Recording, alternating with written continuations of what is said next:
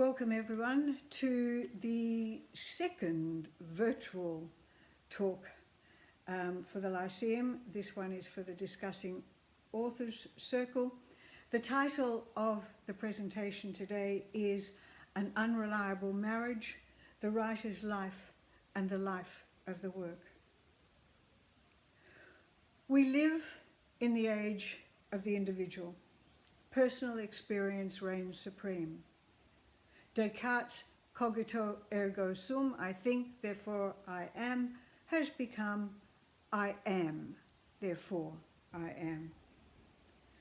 One need look no further than Memoir for evidence that the self and the individual have become the project par excellence. Memoir is thriving, and not just for those with a public life. Anyone can and is co-opting the form. Publishers love memoirs because memoirs sell. It seems that in these days of Facebook and all Facebook spin-offs, we can't get enough of other people's private lives. Without a focus on the individual, without a significance accorded to the truth of individual lives, the subject of this talk, namely author biography and its relationship to the author's work, would probably not arise. In the considerations that follow, I'll be concerned specifically with fiction and poetry. Clearly, an author's life is essential to autobiography and memoir, and modern history too, when that history occurs within the lifetime of the author. For example, a history of the Vietnam War written by a veteran, or indeed a Vietnam War protester. At the outset, let me reveal my position. I believe that a poem or a novel needs to be able to stand alone, separate from its author, otherwise it'll have no life. If a work is to survive, ultimately it is the work that matters. And if we look at the work that has survived down the years, Shakespeare, Austen, Dickens, both Eliots, George and T.S., Keats, Coleridge, the Brontes, it's clear it is the work that matters. After all, who knows about Shakespeare's son, Hamnet, who died at the age of 10? Who knows about T.S.'s conversion and his treatment, his appalling treatment, of his wife Vivian, and George's sinful life with a married man?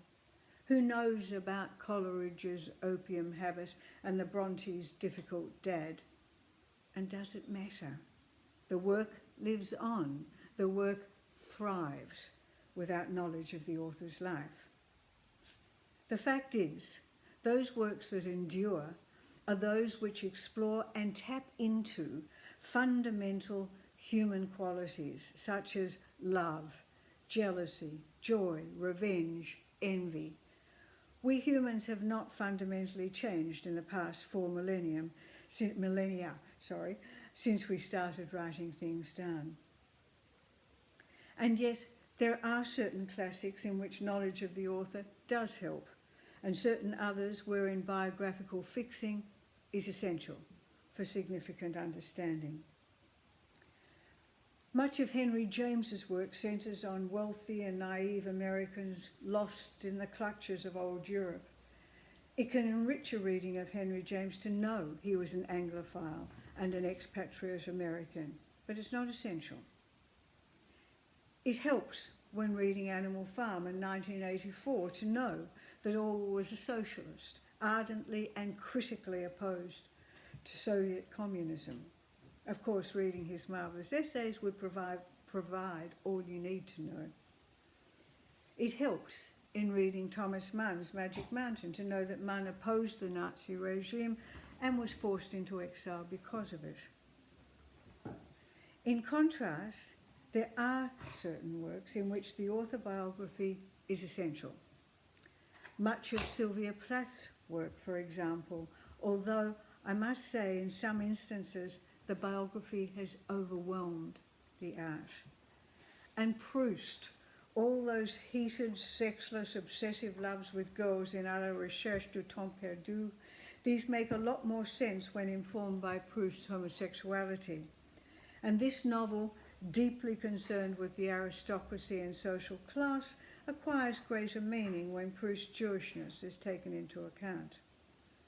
And Oscar Wilde's De Profundis makes no sense whatsoever without the biographical details, that tragic love he had for Bosie, Lord Alfred Douglas. Rather than specific biographical detail, often what is required in getting the most from a novel or a poem is a knowledge of the social and political context surrounding the author. And although I stated at the outset I'd restrict my comments to poetry and the novel, I would single out Picasso's Guernica and Shostakovich's Leningrad Symphony, written during the siege of Leningrad, as two works whose meaning is definitely attached and firmly attached to the prevailing social and political context. And Dante's Divine Comedy too. All those notable 14th century Italians confined for all eternity in the circles of hell. To appreciate this great work, you need the annotations. But history is in trouble at the moment. We live in an ever-present. The present shouts at us 24 hours a day, and the phone is the beating heart of the 21st century individual. Even history has fallen foul of the present, or rather, history, the little that remains, is in service to the present. I know I'm not alone in the irritation engendered by all those period TV series more concerned with today's mores and values than any sort of verisimilitude, depicting aristocratic dinner tables with black people sitting as equals with the white lords and ladies. We moderns might well wish it did happen back then, I certainly do, but it didn't. And indeed, in some parts of the world, it still does not happen. It's interesting to note that Britain was supporting slavery when many of these period dramas were set. Yet so many of the works of the past, if they are to be appreciated fully, require some sort of social and political context. So, rather than Orwell's life, a knowledge of the times in which he wrote, the ardent communists and the equally ardent anti-communists, the pervasive influence of the Russian Revolution, the demise of Imperial Britain, these flesh out his work immeasurably. A good deal of Osip Mandelstam's poetry makes much more sense when you know about his persecution and exile, and when you know what the Soviet regime demanded of its artists, its most creative citizens. Take, for example, Mandelstam's famous poem about Stalin, for which the poet was cruelly punished, and indeed it started his long exile and his ultimate death. The poem makes no sense at all without the historical details. The Kremlin mountaineer in the poem, which I'm about to read, who comes from Ossetia, a region in Georgia, is Stalin. Such courage it took to write this poem, to publish this poem. It was actually not published, it was handed around between people. It was written in November 1933, a very dangerous time. And this translation was done by Max Haywood. The poem. We live, deaf to the land beneath us. 10 steps away, no one hears our speeches. But where there's so much as half a conversation, the Kremlin's mountaineer will get his mention. His fingers are fat as grubs, and the words final as lead weights fall from his lips. His cockroach whiskers leer, and his boot tops gleam. Around him, a rabble of thin-necked leaders, fawning half-men for him to play with. They whinny, purr, or whine as he prates and points a finger, one by one forging his laws to be flung like horseshoes at the head, the eye, the groin. And every killing is a treat for the broad-chested ascetic.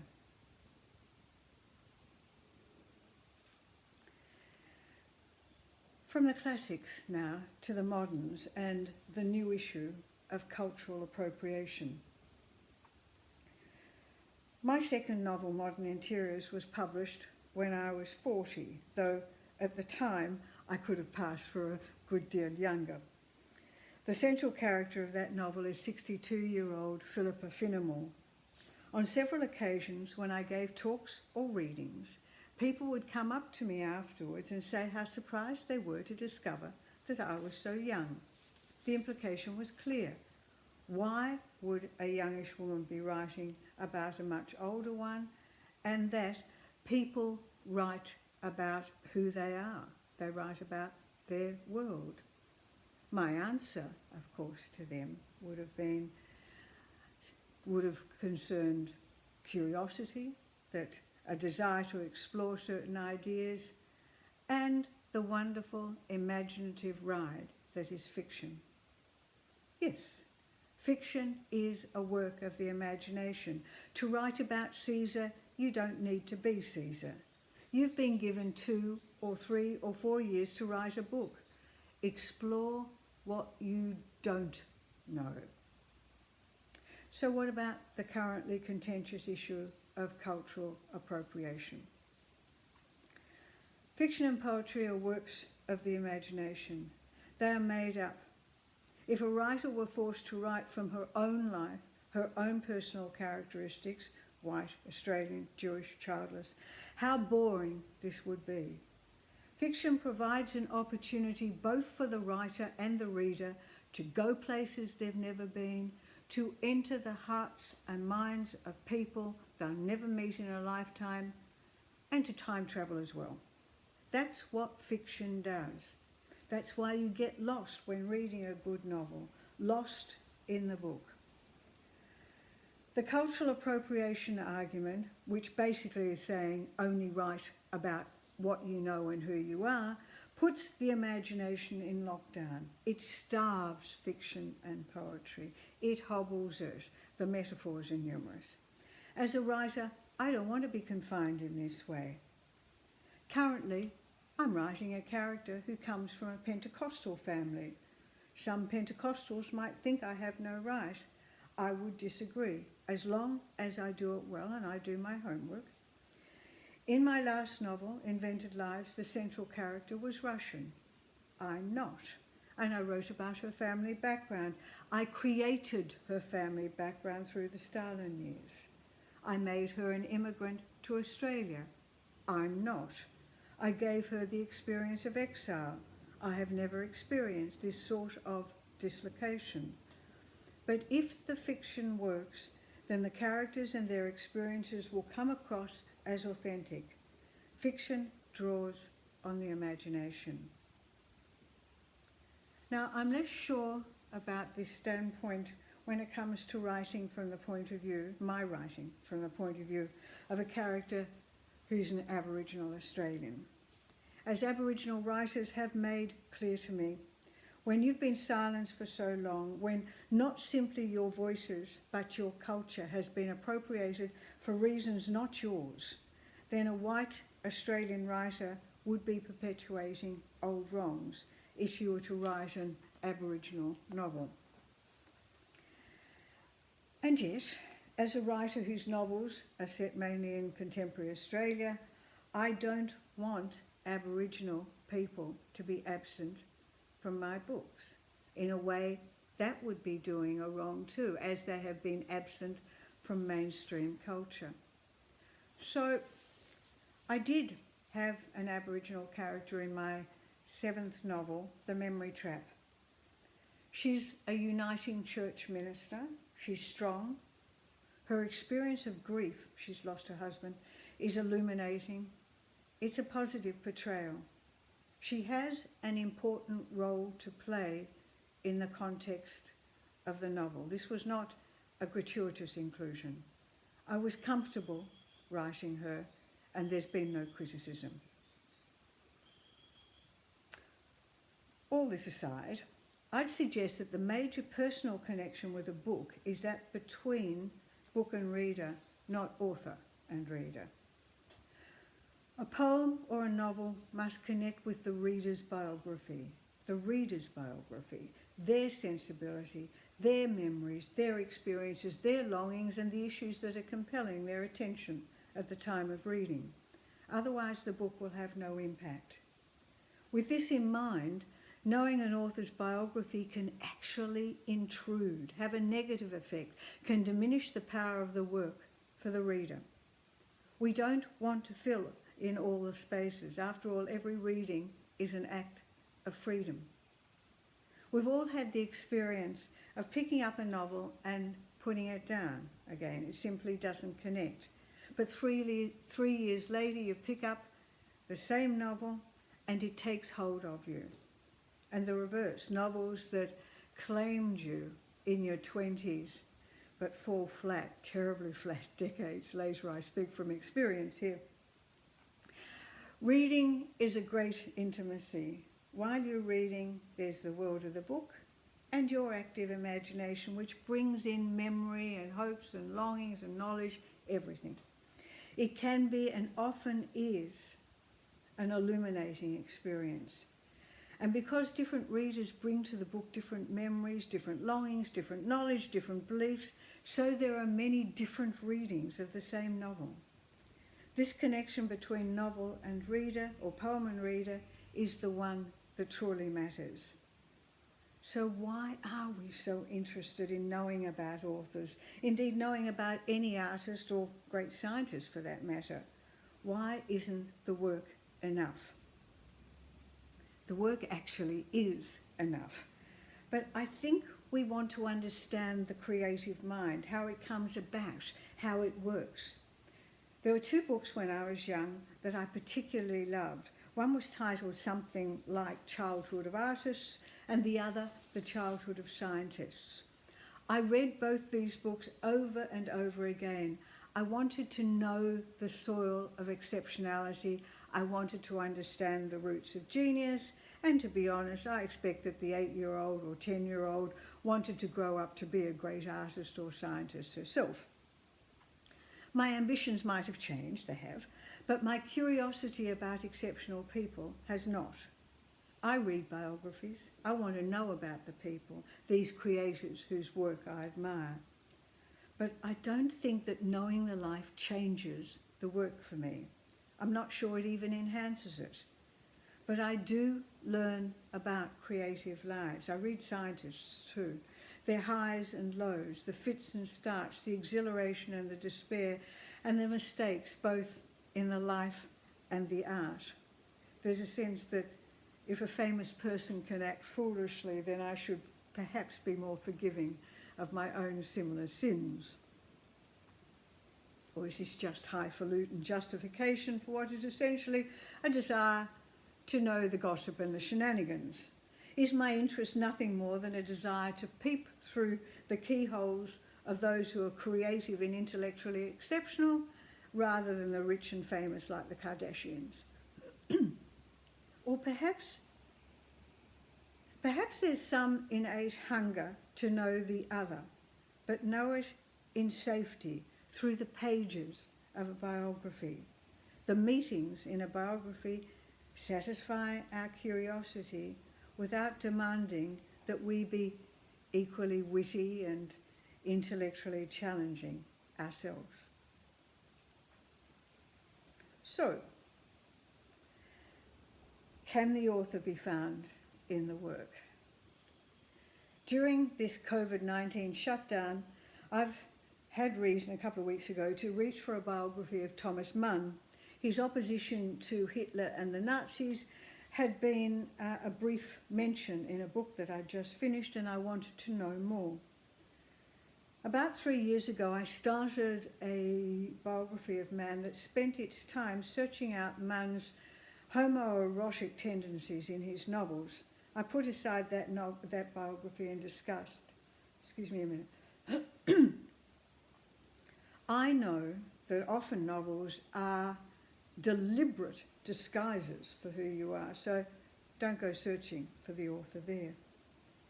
This time, I reached for another biography by a German writer, a book that had been well received. This writer doesn't focus on Mann's homoerotic sensibility. I was pleased to see that.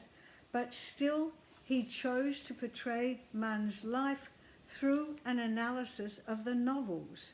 I didn't finish that book either. I have my own readings. Of course, the author biography infuses the work to some extent. Of course it does. In my own case, the themes I choose to explore in my novels are autobiographical. I mean, I'm not going to spend 2 or 3 or 4 years exploring something I'm not interested in. Around the time I turned 50, I found myself returning to friends from my childhood. They came back in my life. We'd gone our own way during the previous 25 years, they to making families, me to doing what I did. But by the time we reached 50, many of the differences had lessened, and for myself, I was far less judgmental than I'd been in my 20s. This started me thinking about friendship, and Reunion, which was my 6th novel, published in 2009, looks at a group of people who have been friends since university days. It looks at these enduring friendships, and it also looks at marriage. The Memory Trap, a novel that explores the complexity of memory, a novel that has as its centre a character who is an international consultant on memorial projects, was written in the years immediately following the death of my partner, when memory was very, very important. The connection is so obvious. And Invented Lives, a novel that explores exile in all its manifestations, was written during a time when Australia's treatment of asylum seekers, particularly those that came by boat, was uppermost in my mind.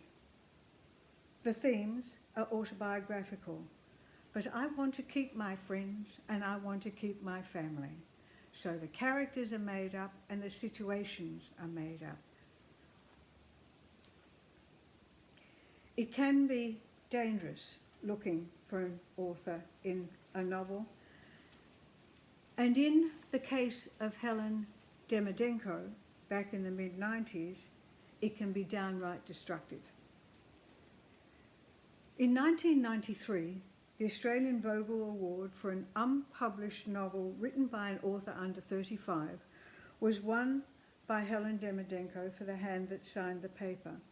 Helen Dedmanenko was purported to be the daughter of Ukrainian immigrants to Australia. 2 years later, the novel won the most prestigious literary award in Australia, the Miles Franklin Award. It was after the Miles was announced that the controversy began. It was long and heated, and it divided the literary community. Helen Dedmanenko purported to be the daughter of Ukrainian immigrants. Her family had suffered in Stalin's dread famine of the early 1930s, which they blamed on Bolshevik Jews, and her family had also been involved in the massacre of Jews during World War II. Dedmanenko fictionalized these events in her award-winning novel.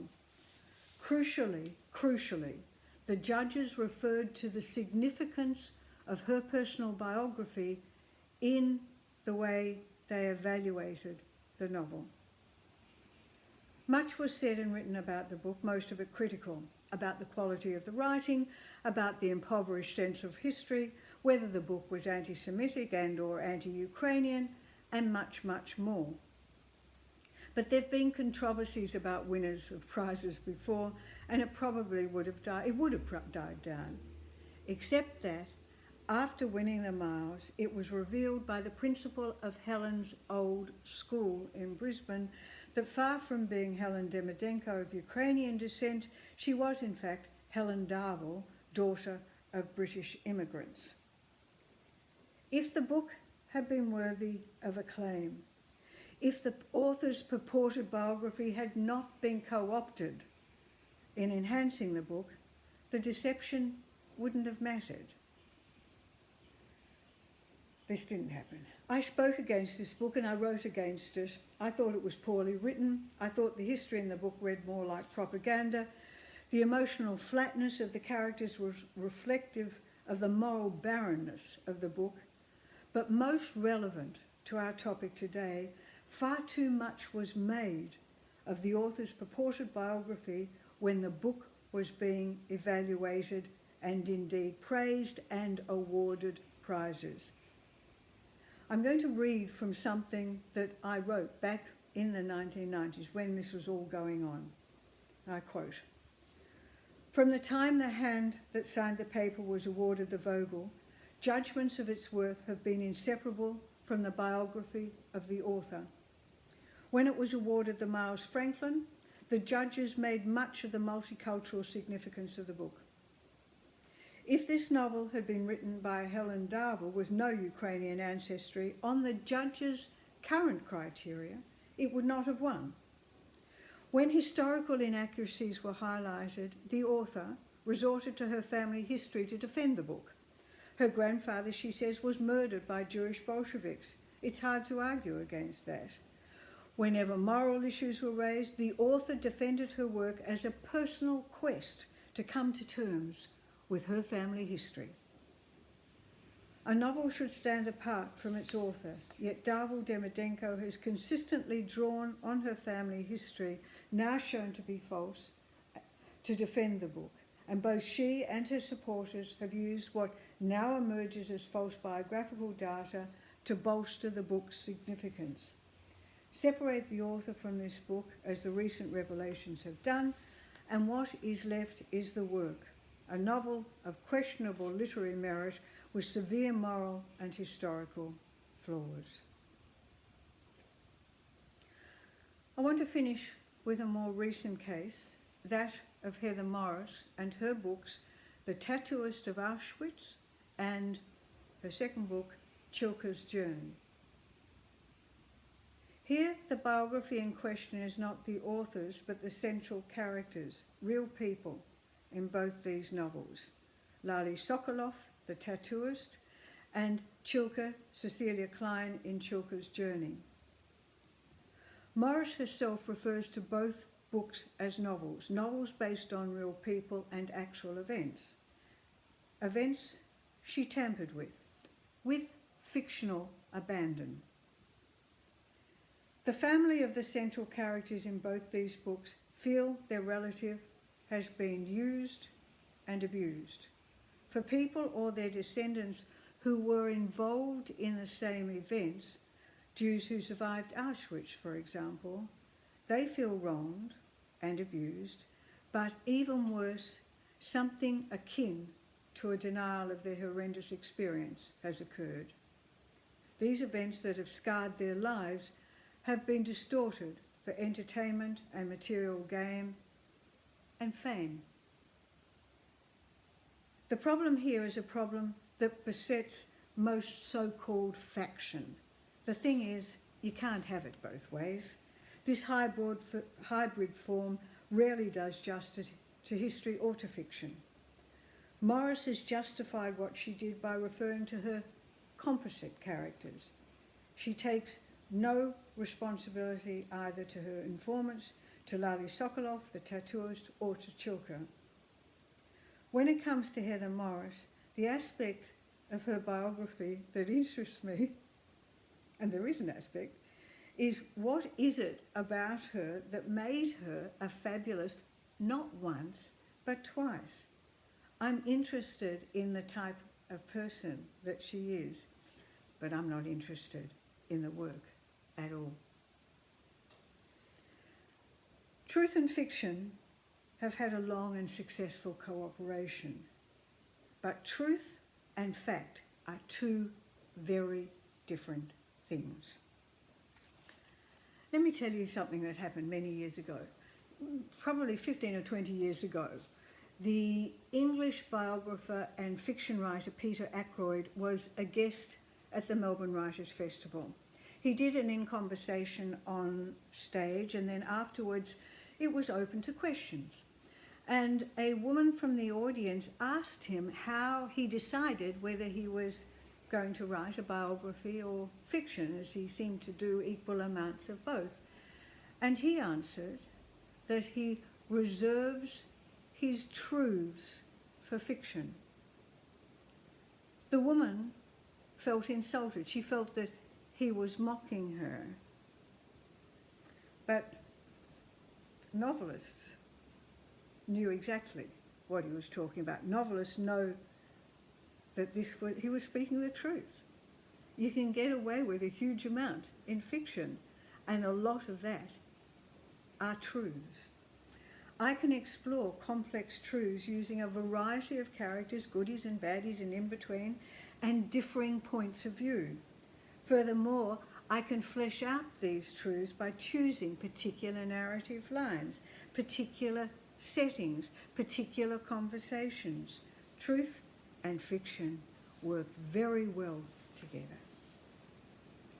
So, where does this leave us? Well, like Ackroyd, I look for my truths in fiction. My truths, not the author's truths. I trust myself as a reader.